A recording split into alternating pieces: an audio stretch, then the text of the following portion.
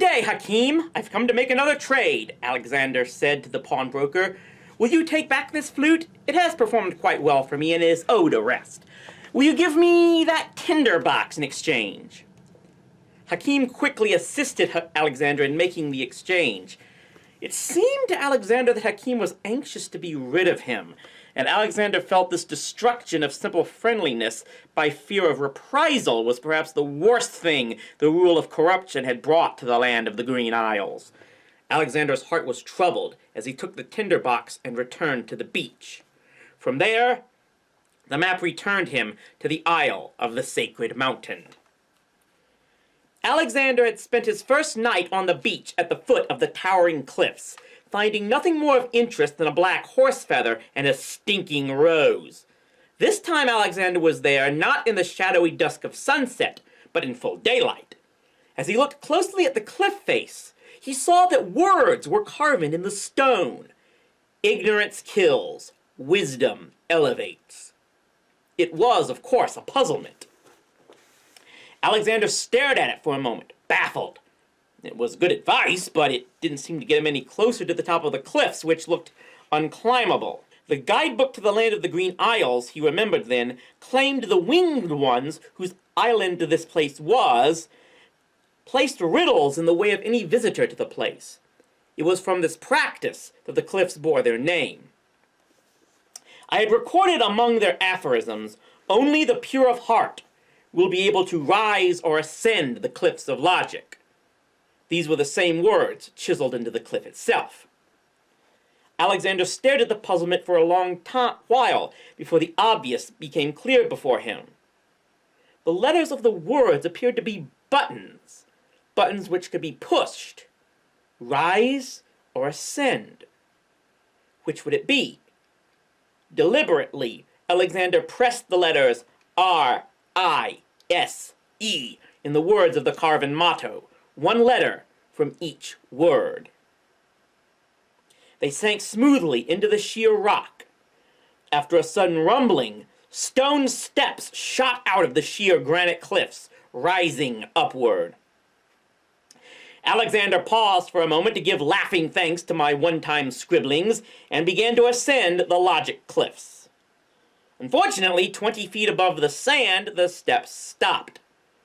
Alexander stood balanced on the tiny granite step far above the beach, and again faced a wall of carven riddles. And this time, the solution could only be found in the language of the winged ones themselves. Fortunately, it has always been Alexander's habit to embrace new knowledge wherever he may find it, and he had spent the months of tedious sea voyaging reading the guidebook over and over again. If he had not memorized the winged one's alphabet, he would not have been able to go on. But a lifetime habit of mind saved him often on the cliffs. Higher and higher he rose, each time finding farther progress being thwarted by another riddle, puzzle, or befuddlement. My prince is as fit of mind as he is of body. To him, conundrums are to be relished for their own sake, caressed like a lover until they yield themselves. 4 times he was forced to repeat the challenge. At the last puzzle, pressing the buttons A, S, C, E, N, D, let him gain the steps that led to the top. From the top of the logic cliffs, Alexander could see everywhere in the land of the Green Isles. The air was sharp and cold as crystal wine, and the view was staggering. Nearly gave him a case of vertigo after all he had been through. From his high perch here on the cliffs, Alexander felt as if he could see all the blue skies and bluer ocean of the land of the Green Isles. There was a bank of mist just south of the Isle of the Beast, but everything else was clearly visible. Alexander was supremely thankful that his head had remained equally clear during his climb. To his left, the cliffs rose up again. What had seemed the top of the logic cliffs was only an interruption in their upward rise.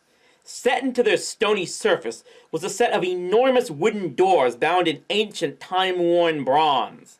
In the distance, Alexander could see the cloud-capped towers and delicate palaces of the Winged One's city. Little boy, young man, I know where you want to go. The speaker was an old woman in a black cloak, sitting beside the entrance to a small cave a few yards away from where Alexander was standing. She was wingless.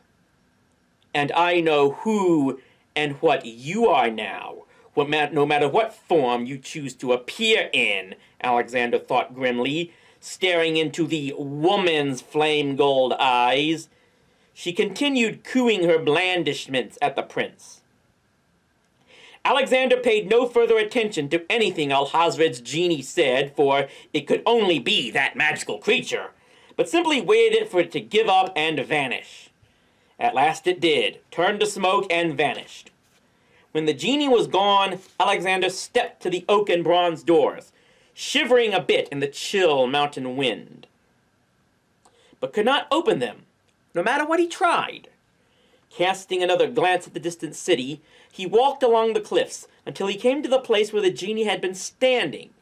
There stood the entrance to a small cave, partially covered by a stand of poison nightshade. A slight breeze blew out at Alexander, suggesting a path through to... Well, that was a question my prince wanted to answer. With care, he squeezed past the nightshade, making sure none of its poison rubbed onto him. Then he was inside. The interior of the cave was pitch black. From his pack, Alexander removed his tinderbox and lit the candle that came with it. In the wan light of the candle, Alexander saw an empty cave with another opening toward the east. Pushing through, he entered the second cave.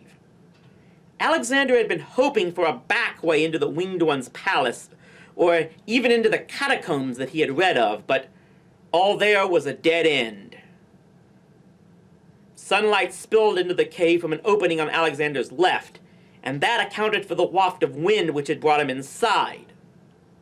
This opening was much too small for him to crawl through, and half covered with plants, but when Alexander inspected it more closely, he found to his delight that, according to his nose, the plant growing there was mint.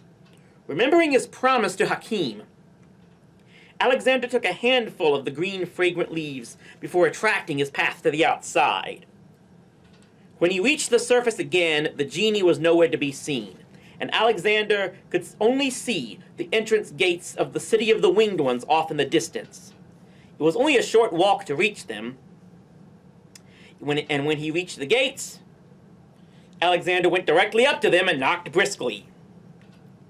It may be thought odd to readers of this chronicle, after all I have said about Alexander's essential nature being marked by coolness and suspicion, and to be fair, Alexander himself is the first to recognize that such character traits can swiftly become character flaws and strives not to succumb to them, that he would simply and straightforwardly walk up to the gates of a people whom he could not expect to treat him well.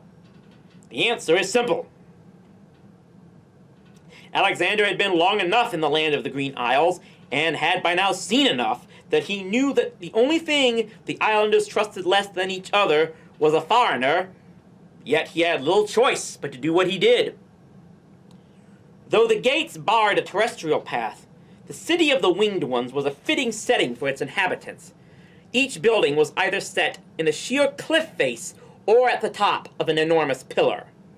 Without wings, it was impossible to sneak into the city of the Winged Ones, and even if he were able to sneak into their city would only prove Alexander a spy.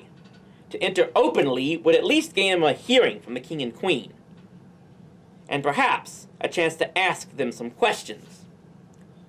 Poor Alexander. He did not really understand how deep Alhazred's corruption had struck at the fabric of life of the land of the Green Isles. Although, had he known what was to befall him, in all likelihood he would have done precisely what he did anyway. Almost before the echoes of his knocking had died away, 2 winged guardians swooped down from above and seized Prince Alexander. And he gained his first glimpse of the city's elusive inhabitants. In form, the Winged Ones are much like any other human folk of Daventry, save that they tower over any human ever born, and that 2 great white wings grow from their shoulders. It was with the aid of these, and not by any magic, that the winged ones obtain the power of flight. These impressions Alexander gathered piecemeal over the course of his stay on the Isle of the Sacred Mountain. At the time, he had time only to collect the impression of a vast flurry of feathers as, beating their mighty wings, the two greeters lifted him high into the sky. After a short, dizzying flight, Alexander was deposited in the cloud-hidden throne room of Lord Azure.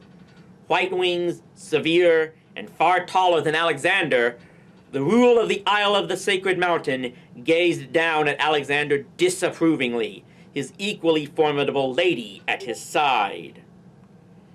"Who dares challenge the cliffs of logic?" Lord Azure demanded.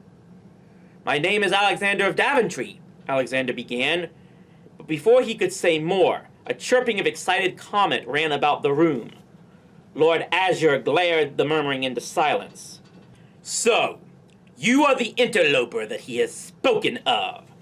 It has been suggested, Prince Alexander, that should I put you to death, both the vizier and the realm would be much happier. But you have gained the top of the cliffs of logic by whatever means, and the Lord of the Winged Ones is not yet at the beck and call of some wingless grub. Let those animated playing pieces from the Isle of Wonder mock us and steal our golden treasures how they will. We will not yield." "But, your lordship, I only came to—" Alexander began. "Silence, wingless one!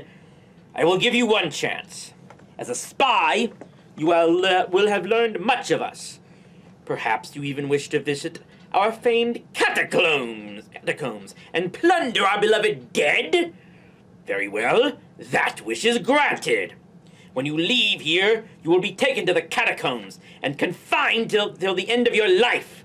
Unless you take the chance I will give you. There is a minotaur in the catacombs. This very day, it has demanded my only daughter in sacrifice.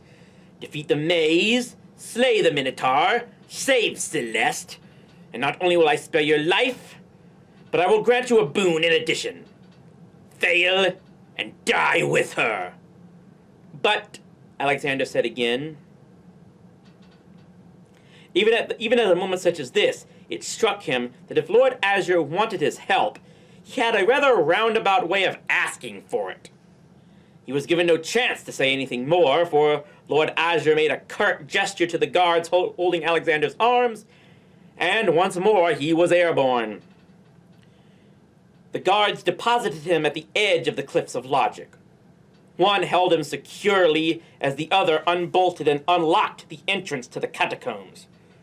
"In you go," said Alexander's captor. "You may be ugly, stupid, and stunted, but I hope you succeed." "Thanks, I think," Alexander said to himself, listening to the echoes of the great door as it closed behind him.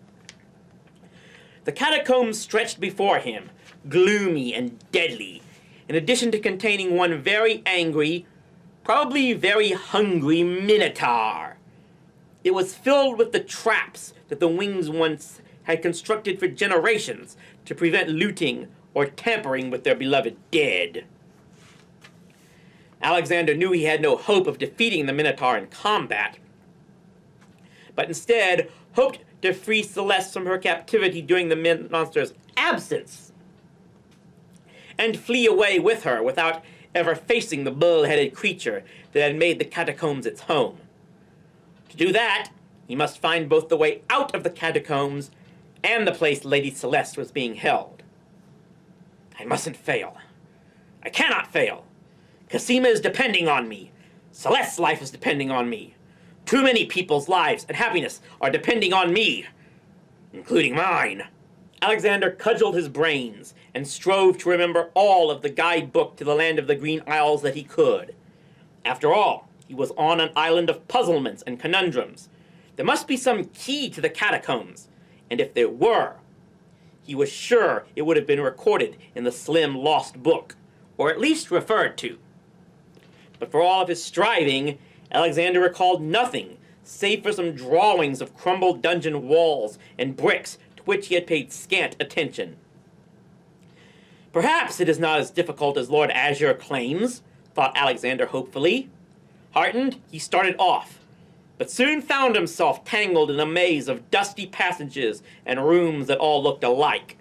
An hour of fruitless wandering followed before Alexander found himself, to his deep disgust, once more facing the door through which he had entered the catacombs. I have said before that Alexander is not inclined to jump into things, and that hasty action is foreign to his nature. He did not, once frustrated, go rushing madly back into the catacombs, determined to defeat it by mere desperation and brute force, as so many might have done. In the face of grim and certain peril, Alexander did as he had so many times before. He sat down and thought. It was then that inspiration, or perhaps observation, struck. The walls of the entrance chamber were made of porphyry, a sensuous dark red marble. About 6 feet off the ground, a ribbon of golden marble had been inset into the red, and carven into the golden marble was a series of designs, or, as Alexander now saw them, writing. As he tried to copy out the carven letters, Alexander soon realized that, though fabulously ornate and all run together, they were not from the alphabet of the ancient ones that Alexander had so carefully memorized, and the knowledge of which had already served him so well to that day. These letters were words inscribed in the common tongue of Daventry, but in a style so archaic and ornate that they, too, could only be the handiwork of the ancient ones, the folk who were already legend when we first withdrew from the other world, and the precursors of the winged ones. These now dead creators of the winged race have left the remains of their great works scattered all over and below the Isle of the Sacred Mountain. They live on only in these and their writings. Scratching out eons of dust with a twig, Alexander soon revealed the words of the wall's inscription. Unfortunately, it didn't make a lot of sense. Now or never, every man must exit nicely. Good advice, Alexander thought, but what does it mean? Then he took a second look at the words carved on the catacomb walls. Some were written larger than others. In the dust of the floor, Alexander scratched out what had been written. Now or never, every man must exit nicely. He stared at the sentence he had recorded for a while, the dust of the tomb harsh in his nostrils. Slowly, with hands that shook more than a little, Alexander wrote a second line beneath the first, then a third. Now his inscription read, Now or never, every man must exit nicely. N-N-E-E-N.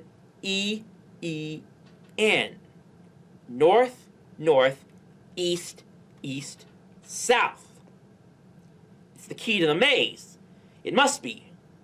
And if it is not, well, there is nothing else here for me to follow. Now, which way's north? Fortunately, Alexander had taken his bearings from the other side of this door. North was straight ahead of him. Briskly, he set off again, to prove the accuracy of the inscription, or die. The directions took him to a room filled with skulls, no closer to escape than he had been before. Here, the walls were rough red sandstone, with no ribbon of yellow marble to bear further directions. But sandstone, too, can be carved. On the lintel of the door that opened southward, Alexander found more letters carved. Soon he had another sentence. Some wanderers will not do well. Thanks much, Alexander said to the unknown and possibly long-dead artisan who had inscribed the words.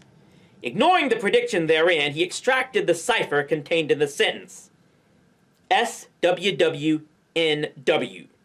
If this route brought him to yet a third inscription, Alexander would be sure that he had solved the code of the catacombs. As he prepared to leave the chamber, Alexander took a final look around. Even trapped in a maze beneath the earth, he was mindful of the ingredients required by the spells in the spell book. Why not? I may be one of these soon enough myself. Alexander took one of the skulls that lay open on the floor and added it to his pack. The second direction, however, did not deliver my prince to another inscription. The second sentence brought him to the archway of what looked like an empty room. Its floor was composed of large marble blocks, on each of which was painted a symbol in gold. Instead of entering, he pulled his foot back before it touched another tile. Instead of being delivered to new help, he had been delivered to a trap. Alexander was certain of it. The room was too ornate and inviting to be anything else.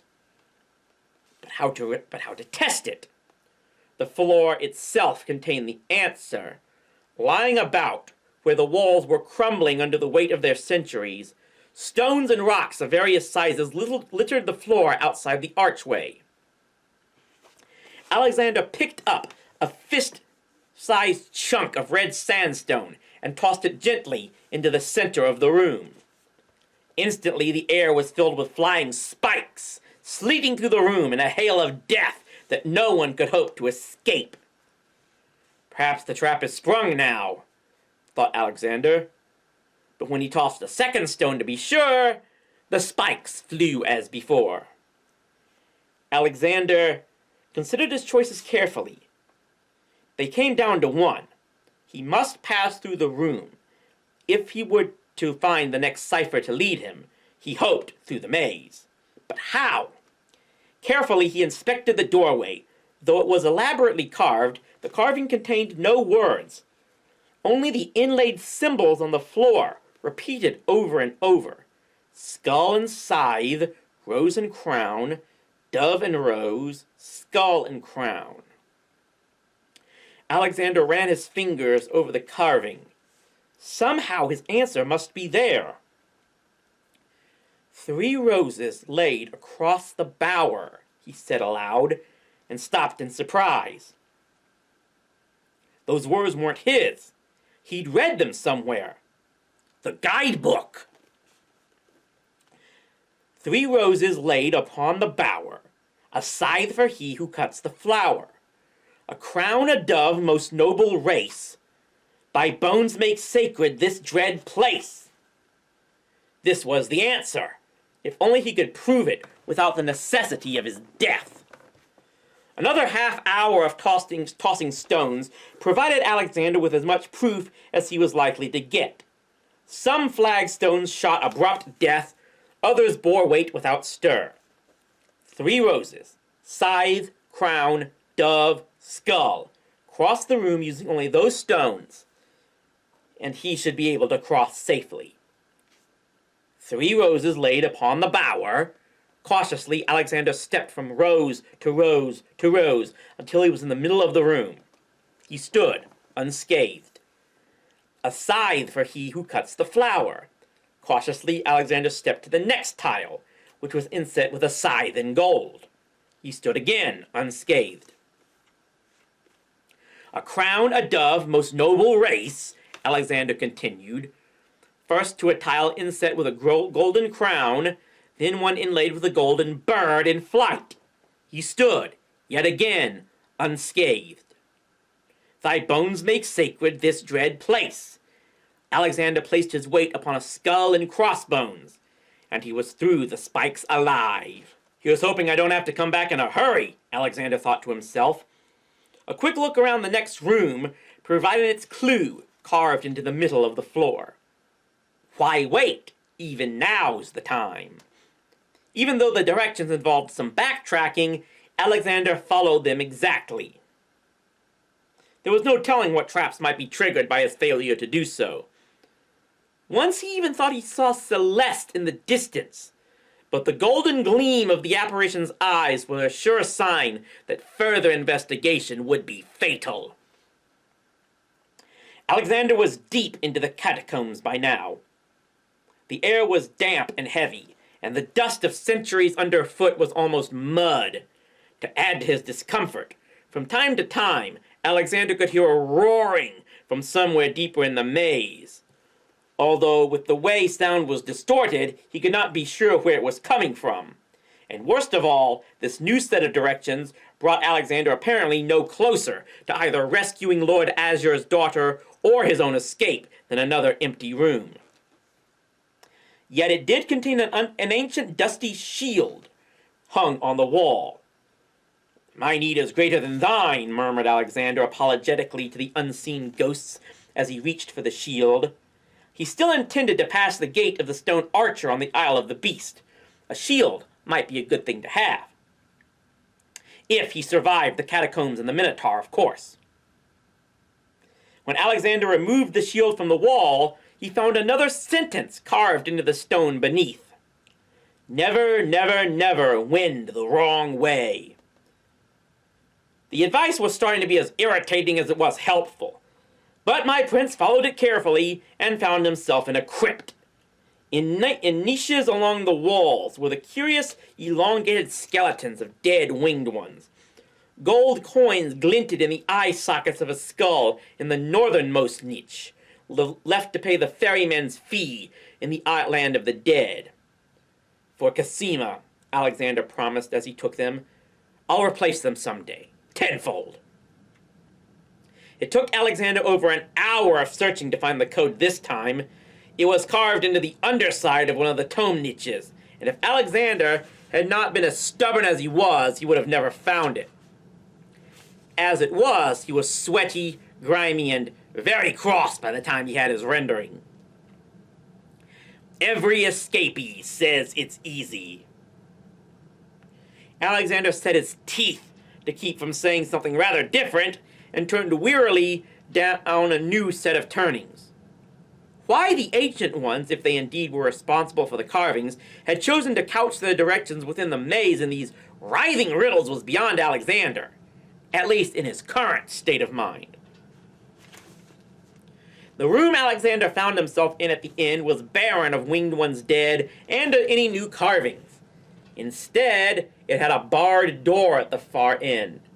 Not sound, nor draft, nor illumination came through it from the other side, so the prince, with no other choice save for retracing his steps, unbarred it and went through. As he entered, the door crashed shut. The door crashed shut behind him, like the gates of the underworld. Alexander had but a moment to realize he was in another trap. What he had thought to be a wall carving began to move, and the room's ceiling began to descend. A machine! As the trap was revealed, Alexander was nearly paralyzed with the revulsion all Daventry feels for the dread workings of technology. At that moment, even his own plight was secondary to the instinctive desire to destroy the obscene creation. He fumbled the brick from his pack, and heaved it at the clacking clockwork gears. There was a disappointed groan, and the ceiling retreated, returning slowly to its former height. With a long glance, the gears to be certain the machine was truly smashed, Alexander crossed the room, still shaking from his close brush with something which all of Daventry detests. This time, his directions were not hard to find. They were painted in gigantic letters that covered one entire wall of the next chamber. "Probably thought I wouldn't be here to read them," Alexander observed with pardonable pique. He extracted his directions with the ease of much practice.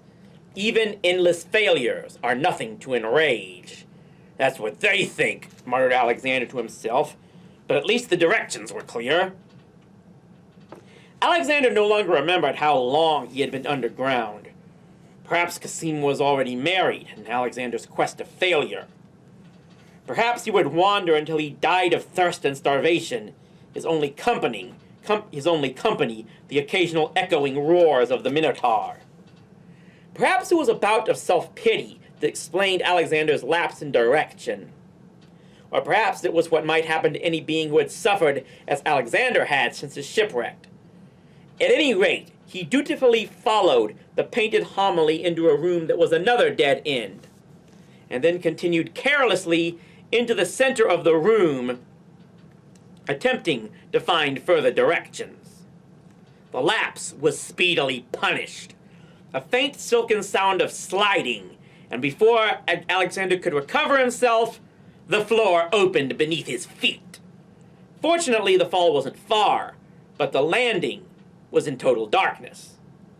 It was quite a few moments before Alexander could pull himself together, discover no broken bones, and light his tinderbox.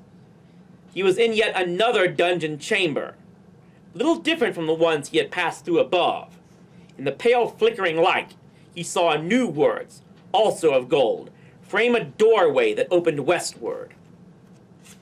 Wise wanderers will do well when seeking secret entrances. I wonder what that means, Alexander muttered to himself. I'm looking for an exit, a girl, and a minotaur, not a secret entrance. Or am I? The walls, not unnaturally, did not answer, but more and more often as he walked, Alexander could hear faint, inhuman howls echoing through the twisting corridors.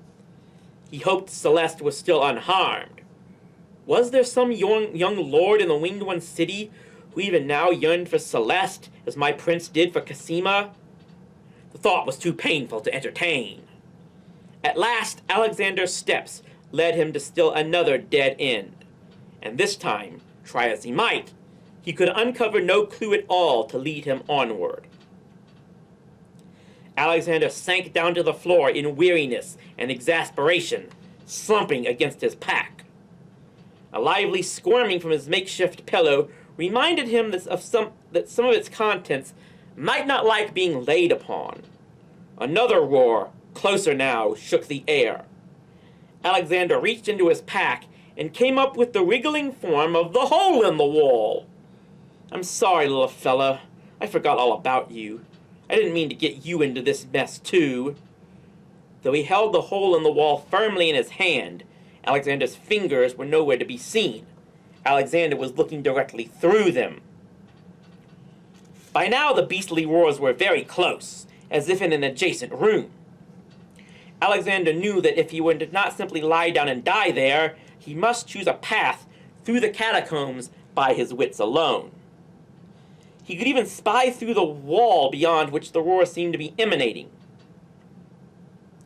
Taking the squirming little creature in another firm grip, Alexander placed it on the eastern wall of the chamber. He peered through it and caught his breath in excitement. Through the hole in the wall, Alexander could see an enormous gilded room. As he watched breathlessly, the Minotaur itself entered that room through a concealed passage, carried Celeste to an altar, and bound her to it. Celeste struggled against her bonds with no success, her great wings twitching, but no more. Satisfied that his victim was secured, the bull-headed monster walked away, and occupied himself with what looked to Alexander as unhurried preparations for a sacrifice. For a moment, Alexander hardly noticed when his vision was interrupted by the hole in the wall's hasty retreat, disappearing to who knew where. He had to get to Celeste, and there was little time to do so. He would have to find his way to her unaided. Alexander began running back the way he had come, through the room's only exit, and in his excitement tripped, fell, and sprawled flat on his face. Rolling over onto his back, wiping blood from his chin, he caught the gleam of words on the vaulted ceiling above, this time a longer sentence and set of directions than any before. When wending ways, seeking secret entrances, silence encourages extra nonsense. Echoes are not neglected. The directions he had been following, Alexander realized suddenly, were not a way out of the laying out of the catacombs. They never had been. They were to show him the way into the Minotaur's lair.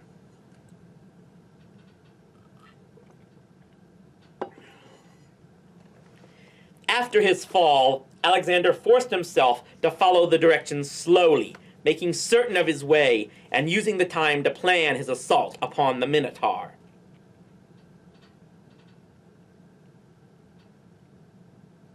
He followed these last directions until he was in a hallway hung with a large tapestry. Recalling what he'd seen through the hole in the wall, Alexander placed his hand on the tapestry in order to move it aside. But just before he did, he removed the Red Queen's scarf from his pack. Loosely, he held it in one hand. The door was open, and he could see inside clearly. A great brazen altar in the shape of an enormous minotaur dominated one corner, and a pit of flame occupied the center of the room. But Celeste and the minotaur were hidden. Alexander entered the room, and he could see the minotaur leaning over the young winged woman. Alexander had hoped for more time to execute his plan, but the daughter of the winged ones gave him none. Her eyes widened when she saw the prince. "You get me out of here, or my daddy's gonna be really mad!" Celeste shrieked tearfully.